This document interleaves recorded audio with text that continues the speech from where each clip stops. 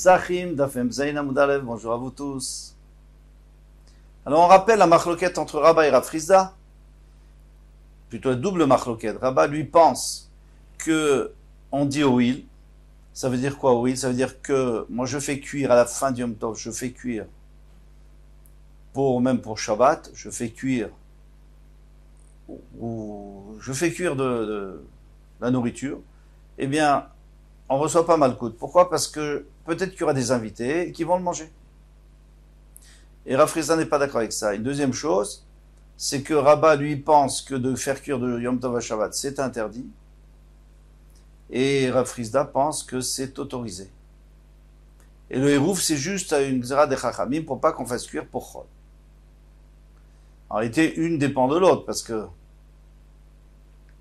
si on dit Oil, donc il n'y a pas d'issour de faire cuire à la fin de Yom Tov. En tout cas, pas de Roïta. Il y aura un issour de Rabbanan, il faudra faire un Hérouf. Tandis que si on dit pas Oil, alors il y aura un issour. Et alors il faut dire qu'il n'y a pas d'issour et que la Torah a permis de faire cuire de Yom Tov à Shabbat, parce que Yom Tov et Shabbat, c'est la même chose. C'est une doucha. Maintenant, on peut commencer une ligne avant la fin. Etivé lechem apanim. Etivé, donc maintenant, on va poser une question à Rav Frizda. Lechem apanim ne'echal. Alors, le lechem apanim, on le mange les tesha, les asara, les chadesre. Alors, qu'est-ce qui se passe? Le chadasar, il faut dire. Le lechem apanim, on le met sur la table, donc sur la table de lechem apanim, on le pose sur le shulchan, Shabbat. Et l'ancien, celui de la semaine dernière, on le donne à manger au kohanim, Shabbat. Donc tout se fait Shabbat, mais il faut le faire cuire. Alors on le fait cuire vendredi. Et parfois on peut pas, parce que c'est Yom Tov. Donc necha le tisha, le asara ou le chadesre, ou le chadasar. On peut arriver à pouvoir le manger que le 9e jour, ou le 10e jour, ou le 11e jour. Lo pachot velo yoter, mais jamais moins ou plus que ça. Jamais le 8e jour, ou jamais le 12e jour. Ketzad. Alors comment sont les cas? Kedarko, habituellement, lorsque vendredi n'est pas un jour férié, eh bien, les tisha, on mange le 9e jour. Pourquoi? Parce que on le fait cuire vendredi, Shabbat, dimanche, lundi, mardi, mercredi, jeudi, vendredi, Shabbat, 9e jour. Pourquoi? Parce que Nefa Berev Shabbat, parce qu'on le fait cuire Erev Shabbat, Nechal Be Shabbat le Tisha. On le mange le 9e jour. Chal Yom Tov Liot Berev Shabbat. Maintenant, si Erev Shabbat, il y a Yom Tov. Donc vendredi, on ne peut pas faire cuire. Nechal et Shabbat le Asarat. Donc on mangera le Shabbat d'après au 10e jour. Parce qu'on va le faire que jeudi. On va être obligé de le faire jeudi. Faire cuire jeudi. Alors on sait que Rosh Hashanah, il y a 2 jours. En tout cas, il y avait souvent 2 jours si les témoins n'étaient pas arrivés à temps pour dire qu'ils avaient vu la nouvelle lune. Alors dans ce cas-là, Nechal, les Shabbat, les Achadasar, donc ça va être le 11e jour. Par exemple, si Rosh Hashanah est tombé jeudi, vendredi, donc on fait le compte, ça fait le 11e jour. Les fichiers no dochelo et Shabbat velet Yom Tov. On dit bien explicitement que ça repousse ni Shabbat ni Yom Tov. Bien, Shabbat nasim Yom Tov. Mais si tu me dis que ce qu'on a besoin pour Shabbat, eh bien, on peut le faire pendant Yom Tov. Amaïlo dach Yom Tov. Pourquoi ça repousse pas Yom Tov? C'est un gros problème, ça. Qu'est-ce que tu vas me dire? Tu vas me dire que on va pas le manger. Là, demain, on va pas le manger. On va juste le mettre sur la table. Et alors? Mais, shoot, un shoot bamigdash.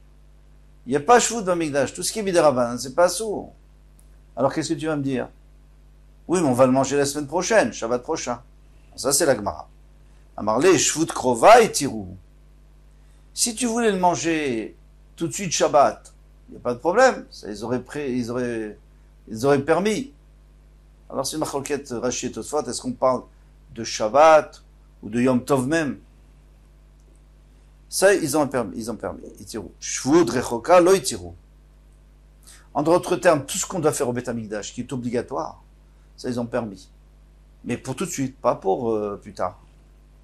Alors ici, Si je fais cuire vendredi, ça sert à quoi? À rien. Je vais le manger que dans 9 jours. À quoi ça sert? Ça, c'est Shvut Rechoka. Là, on nous a permis de faire la shrita, même de faire la shrita, on nous a permis de faire les korbanot, de brûler, tout on a le droit de faire. Mais à condition que ce soit pour maintenant, pas pour dans 9 jours.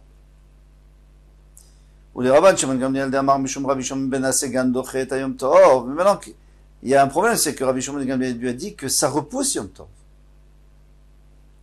Veno dochet Yom Tzom. Mais pas Yom Kippour, d'accord. Ça on comprend. Mais c'est Yom Tov, Yom Kippour. Eh bien, je n'ai pas le droit de faire un mlacha pour Shabbat. Disons Yom Kippour et Erev Shabbat. Mais si c'est Yom Tov normal et Erev Shabbat, je peux. Maïka les Memar, alors comment on va comprendre? Mais c'est pour dans 9 jours. Si tu fais à Yom Kippour, à Yom Tov. Il m'a répondu à plier. C'est ça la marloquette. Masava Shvut Krova et Tirou. Il y en a un qui pense qu'on a permis même Shvut Krova, et seulement Shvut Krova. Donc c'est le Tanakama, seulement une Shvut qui est proche. Shvut, encore une fois, c'est un Issour des Rabbanan. Seulement s'il est proche. Alors ici, quel est l'Issour des Rabbanan? C'est de faire cuire du Lechem Apanim. Mais c'est pas un Issour de Raïta parce que la Torah, elle permet de Yom Tov à Shabbat. Hein, on est toujours d'après Rav Frisda. Mais ça, on a permis si c'était seulement pour ce Shabbat. Ou pour Yom Tov lui-même. Shvut Rechoka lo itiru, mais pour plus tard, non. Omar, ça va. Et donc le Rabbi, celui qui est Rabbi Shimon ben Gamliel, Shvut Rechoka lo itiru, lui dit on a même permis pour Shabbat d'après. Ça, c'est le pshat de Rashi, pour l'instant. Métiv Rav Mari. Rav Mari, lui, vient poser encore une fois une question. Encore une fois sur Rav Frisda. Shte alechem, les deux pains qu'on apporte à Shavuot. Enan echalot, on les mange seulement, lo pachot bishnaim, pas moins que 2 jours, velo yoter hashoshan, ni moins que 3 jours. Donc, on les fait cuire, Erev Yom Tov, on va voir. Kitzad, Nefot Erev Yom Tov. Si on les fait cuire normalement, c'est Erev Yom Tov, Erev Shavuot. Nechalot le Yom Tov, les Shnaim. Donc c'est le deuxième jour qu'on les mange. Chal Yom Tov lioter Chara Shabbat. Mais si maintenant Yom Tov tombe après Shabbat, donc c'est vendredi, c'est dimanche le Yom Tov. Nechalot le Yom Tov, les Shlosha. Donc dans ce cas-là, il faut les faire cuire vendredi.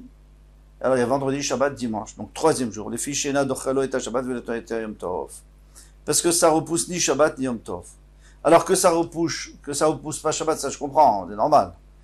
Et il n'y a aucune raison de faire cuire Shabbat pour demain. Mais pourquoi on ne pourrait pas le faire le jour même? Le jour de Shavuot, tu as qu'à les faire cuire maintenant, à Shavuot, quel est le problème?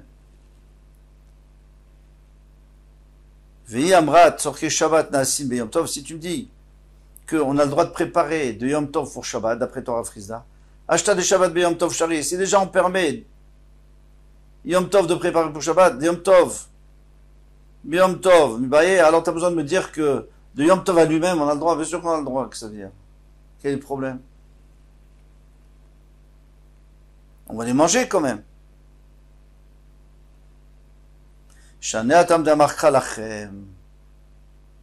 Non. Parce que il y a écrit lachem. Il y a écrit pour vous. Vous avez le droit de faire cuire, kol avoda, vous avez le droit de faire du travail pour vous, tout ce qui est pour vous, pour manger. Mais pas lachem velo gava, mais pas pour Hachem. Et là, les jetés à lechem, ils sont faits pour approcher. Pour approcher,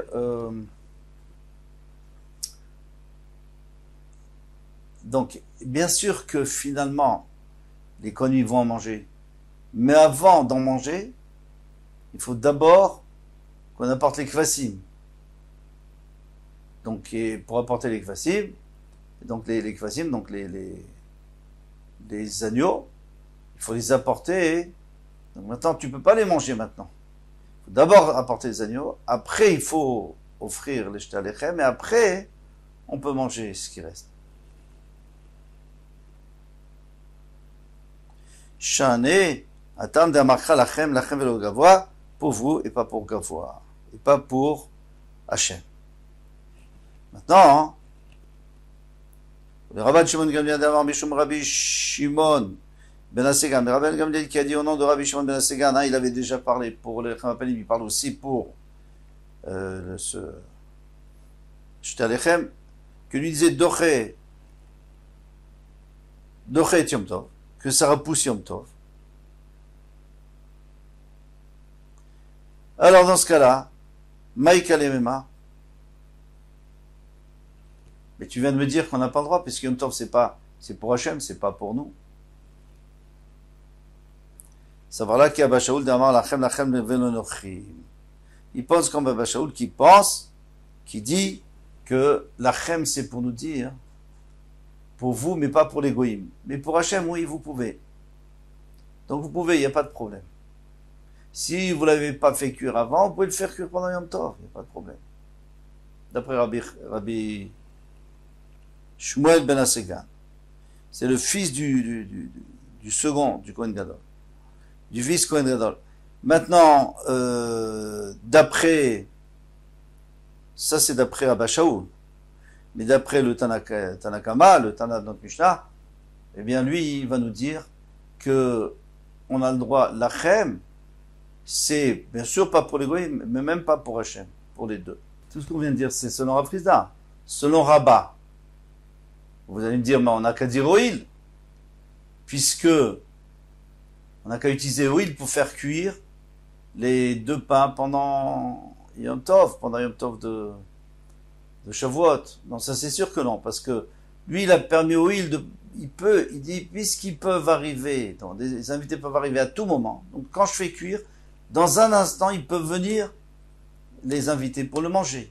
Tandis que, comme on l'a dit tout à l'heure, pour le jeter alechem, d'abord, les invités, ils mangeront pas jeter alechem, puisque le jeter alechem, c'est pour les kohanim, et en plus, les kohanim peuvent pas le manger tout de suite, puisqu'il faut d'abord apporter les kfasim, et etc. Kol tuv demain, Bezrat Hashem.